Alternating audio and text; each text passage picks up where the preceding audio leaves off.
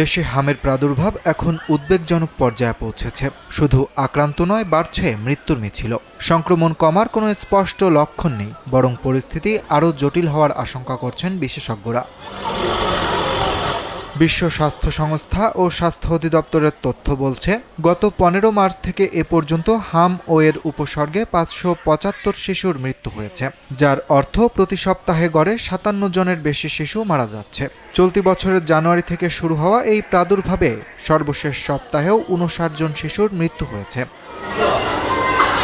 হালনাগাদ তথ্য অনুযায়ী নিশ্চিত সংক্রমণের সংখ্যা কিছুটা কমলেও হাসপাতালে ভর্তি ও মৃত্যুর হার এখনও কমেনি। স্যান্ডেলিনা সো, রূপচর্চায় আভিজাত্য। গত 24 ঘন্টায় সারা দেশে আরও 732 জন রোগী হাসপাতালে ভর্তি হয়েছেন। তবে ঈদের দীর্ঘ ছুটির কারণে প্রকৃত পরিস্থিতি আরও গুরুতর হতে পারে বলে আশঙ্কা করা হচ্ছে। জনস্বাস্থ্য বিশেষজ্ঞরা বলছেন, শুধু শনাক্ত রোগীর সংখ্যা দিয়ে পরিস্থিতি মূল্যায়ন করা ঠিক হবে না। তাই মৃত্যুর হারই এখন সবচেয়ে গুরুত্বপূর্ণ সূচক, আর সেটি এখনও ঊর্ধ্বমুখী।